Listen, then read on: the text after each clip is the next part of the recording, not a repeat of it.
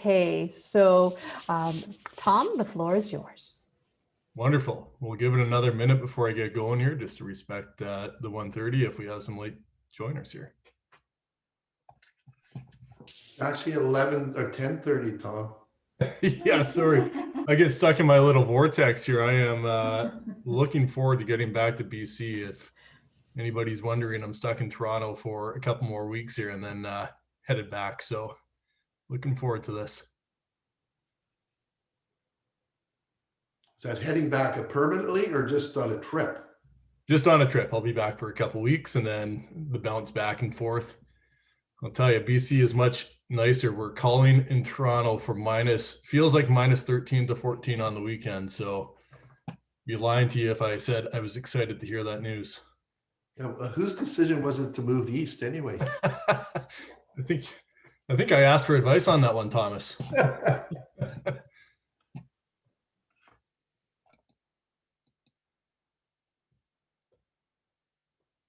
All right, Susan, we good here?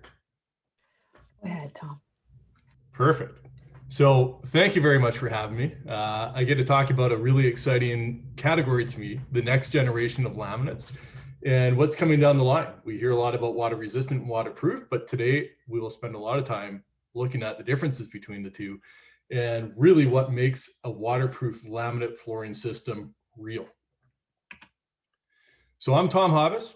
I work for Torley's Flooring out of Toronto. We are a Canadian-based business, 33 years young. We have distribution throughout Canada, Portugal, and New Zealand. We have manufacturing all over the world, including Belgium, Germany, Indonesia, the US, China, Russia, Portugal, Poland, just to name a few, but there are many, many more. For laminates, we currently offer 173 stocked SKUs in Canada, of which about half are of the waterproof variety. So as we get started here, I'm just going to ask if you have questions, please put them in the question box for the room. Please ask them as you think about them, because I generally find sometimes we forget what they are. So raise your hand or put them forward and I will do my best to get to them at the end of it. And then if you want to see any of our 173 laminate SKU offering or colors, please go to our website. We have a free swatch sample shipping service. So you can go onto our website and request some free samples as well.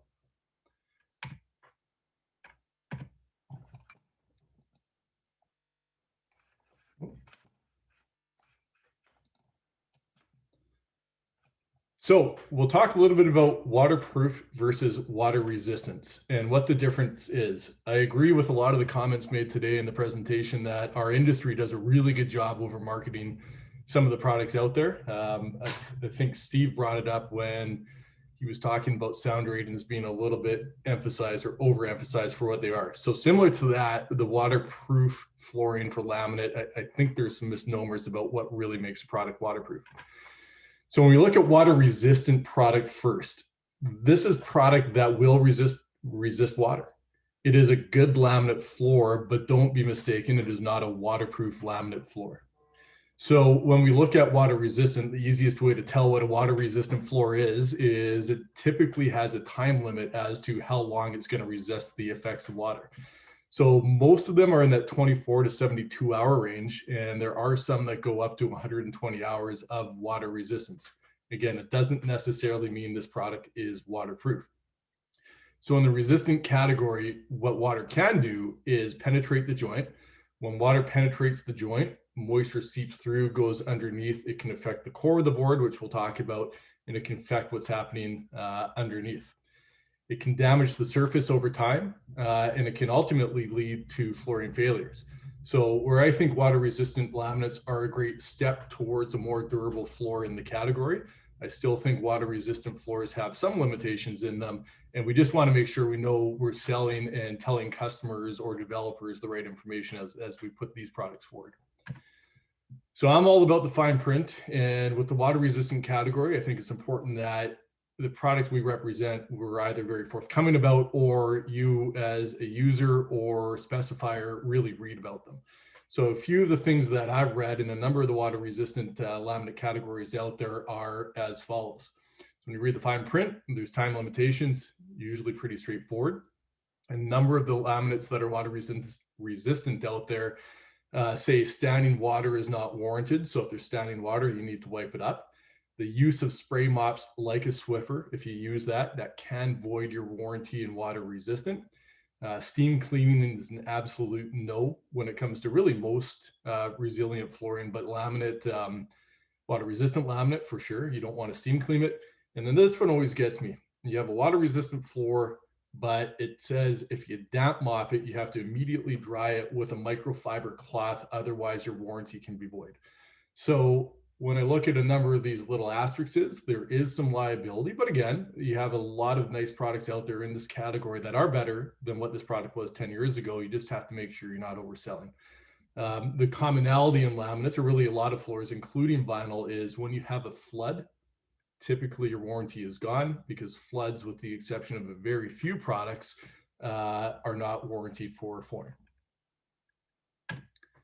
So when we go to the waterproof segment of laminates, there's a few products out there that can actually achieve what I'll call a surface waterproof performance. So in a surface waterproof performance, the water will not affect the surface. So before I said water resistance could be 24, 72, 120 hours.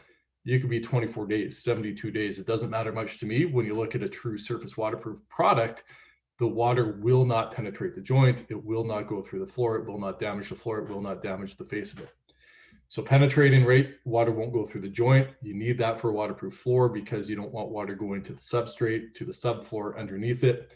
If it does, it can damage the integrity of the core and then really actually facilitate problems that go beyond the laminate floor. So mold underneath, mildew underneath, rotting of subfloors, on and on and on. So we'll talk about this a little bit more as we move forward. So a few of the fine print details when you look at waterproof, really there should be very few. In the case of Torley's and another brand I know well, there's really only two. Floods, like water resistant, like many vinyls, floods can void a warranty.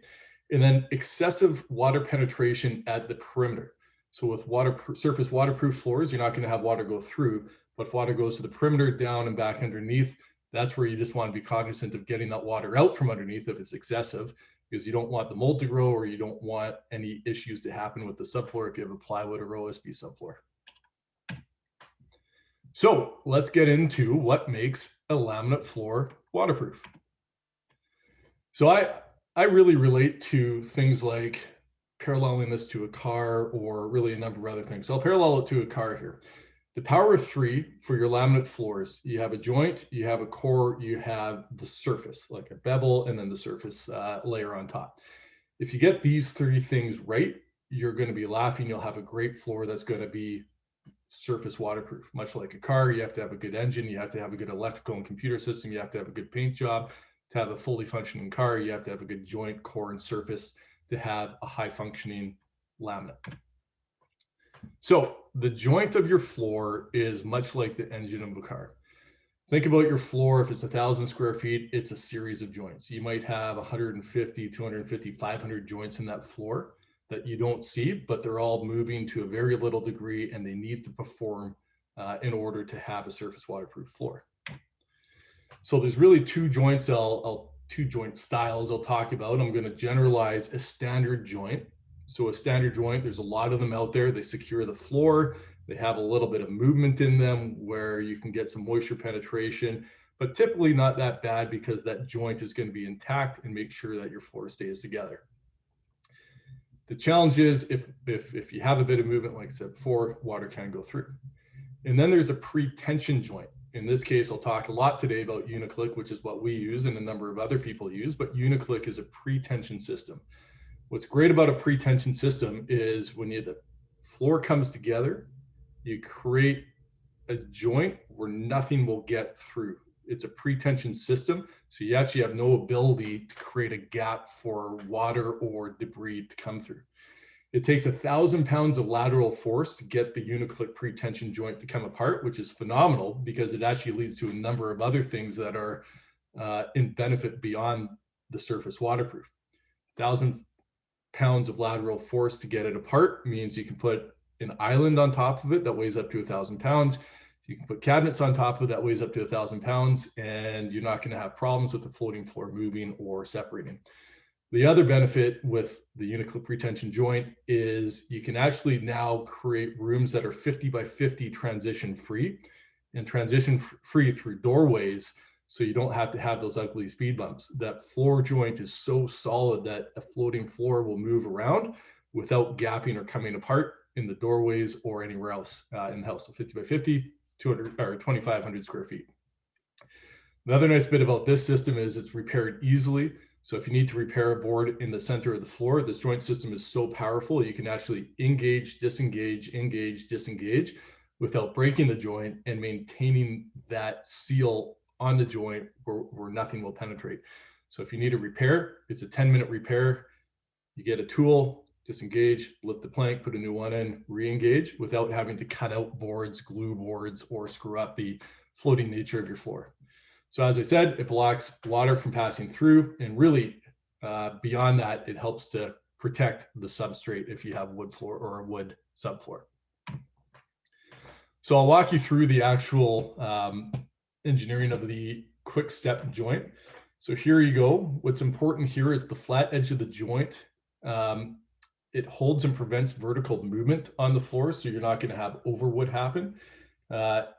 If you actually have pressure coming onto the floor, it's going to suck this joint in. And likewise on this side, if you have pressure here, it's going to suck the joint in. So it's just going to make that joint stronger the way that that pre-tension system works. So here's an example of a different joint system that exists. You'll see if you actually have pressure on the floor, it can push the board down away and create lifting and opening. So this is what we call overwood or a speed bump, and then the gapping that exists here because there's no not the proper amount of tension. So the lifting is going to create a bit of an issue with that overwood, and then it's going to open the floor where water can actually come through and go through the floor, affect the core, and affect the substrate. Similarly, on some newer joints, without the pre-tension system, which I'll get to in a second, you need a little bit of extra space to actually force this board into the joint. That extra space, it could be a thousandth of a millimeter or likely more. It'll create a micro gap which water can come through. And then some older joint systems where you have to push the click system in. That's where this lip opens up, this lip opens up, the male end comes in. The problem is you can create cracking on the joint. Once it's in, it'll actually come back in. But if you've cracked the board, you're going to get some overwood and opportunity for water to come into the crack and create a number of issues. So the Uniclip pre-tension joint, the flat edge pulls the floor back into itself. You can angle it in or you can tap it in. Tapping it in is actually very good when you come to door jambs and doorways. You can actually tap the product under the door and engage the joint system. So the way this works for pre-tension, your lip on the Uniclip, it'll actually flex down minutely, and then you have your pre-tension lip. When you get the male end coming in, it's going to suck the floor into the joint.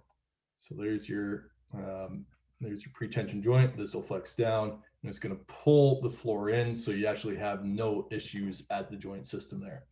So pre-tension's on an angle, and we're still on our flat.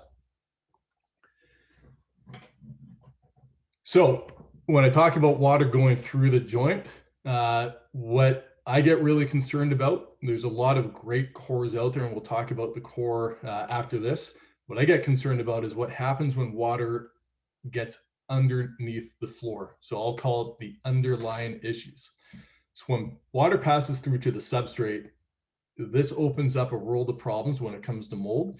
In our perspective, mold is one of the biggest liabilities that builders, property managers have out there. Mold is to flooring and really the building space what asbestos was 20 years ago. There's a number of lawsuits out there in the US that are related to mold. And a number of the flooring companies are sucked into it because you make false claims about the ability of the floor to protect against that. So if water passes through, you're going to have water come underneath the floor. And if there's anything organic, cork underlay or wood, you have the ability for that mold or mildew to grow. The other issue with joints that allow water through, I have a couple of young kids at home. If they throw their milk, water goes onto their floor and into the joint. It's very difficult to get that moisture out. If you have pets and you have your pet going to the bathroom on the floor, that all that fluid can come back into the floor. Again, very difficult to get out. So if moisture enters the joint and it's gonna not smell great, it'll stay there and potentially create lingering odor issues. And then your substrate exposure and potential damage. So if you have water underneath long enough, you can actually start rotting out your OSB or plywood. And again, the mold issues will be there. So the underlying issues as moisture goes through a so-called water resistant floor, it may not affect the floorboard, but certainly is going to affect what happens underneath. So the core issues itself, if you have a core that's less than ideal, what's going to happen when water gets through that joint, it'll sit in that joint and potentially expand the wood. You can get bubbling or peaking that you see here. You can get flaking veneers as that water pushes up through the surface and pushes everything up underneath it. And then you can also get squeaking and failing joints. So if your joint swells, it's not going to be intact like it should have been in the first place, and it can open up or create squeaks or a number of really annoying issues. So that's the joint bit. We'll go into number 2, which is the core. So this is the computer of, to me, the computer of the floor. And there's a number of different technologies out there. So the first one I'll get into is an impregnated core. So these are actually quite good from a water resistance standpoint, very ultra low swell and very, very stable. Some of these floors you can actually get up to 6,000 square feet without transition because it's such an incredibly impenetrable surface. The challenge when I look at impregnated or resin-based cores is they tend to use a standard joint, so water can still get through and underneath it. You've heard me talk about the issues there. And they tend to be a very high resin content. So you'll take wood fiber and take a ton of glues and resins and put them in there. So the challenge with resins is typically in wood manufacturing, when you use glues and resins to bind the wood, the cheap way to do it or the cost-effective way to do it is to use urea formaldehyde. The more resin you have, the more urea formaldehyde you get. So on a lot of these floors that may not come from a reputable or known manufacturer, you could have a significant formaldehyde issue on your hand, as these floors have a significantly higher resin base to the core. So something just to be cognizant of if we're worried about the environment around you, just know what's in the core of these boards. The other bit here is they tend to be very, very rigid. So they're rigid, so they create a lot of stability, again, up to 6,000 square feet of no transition installations. The challenge is if you get into that 8 millimeter thickness with impregnated cores, they're so rigid that you can have issues with that joint cracking or snapping because there's just not enough there. So if you're looking at impregnated cores, I do think they're a very stable, very high performing water resistant product, but you may want to consider the 10 or 12 mil products out there. So HDF cores. This is something we've used for decades. A high-performing HDF core will have an 8% swell rate. So that means on an 8 millimeter product, you'll have 0.6 of a millimeter of swelling that can occur if this is submerged in water. So very, very low rate of swell on the high end. On the average to less than average products, you can get up to 18 to 20% swell rates.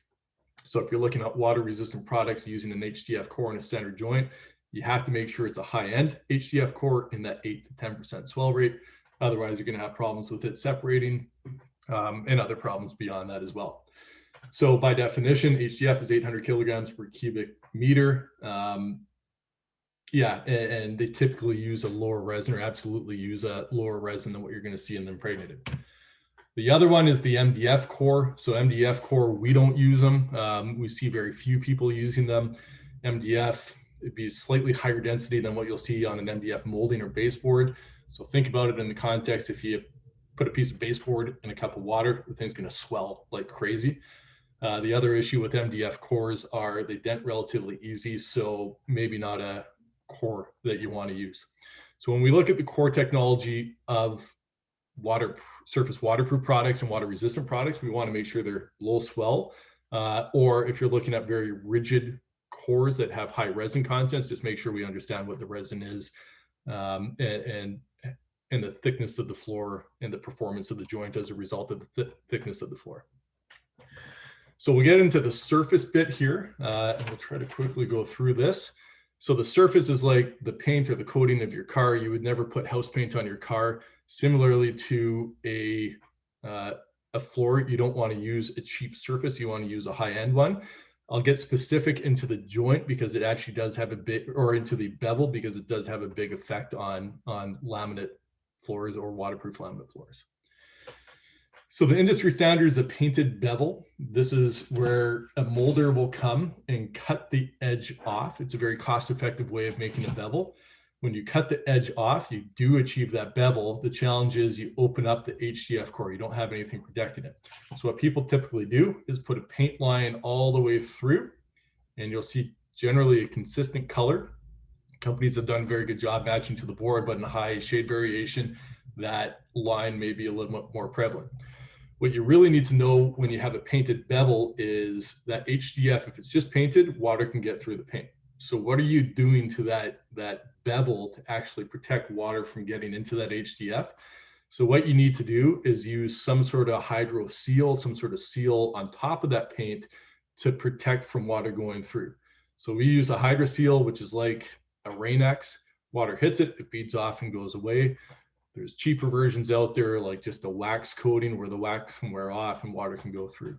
So just be aware on the bevels, you need a proper seal if it's painted so water doesn't get into the core. There's a pressed and rolled beveled edge. This is a very high-end, very nice way of doing it. So a pressed beveled edge is where we actually do not cut the edge off. We take a press and we roll it into the edge of the board. And this creates an overall aesthetic or look like real beveled hardwood. So very high end, very nice. You don't need to put any seal on it because that entire surface is still intact as we press it in.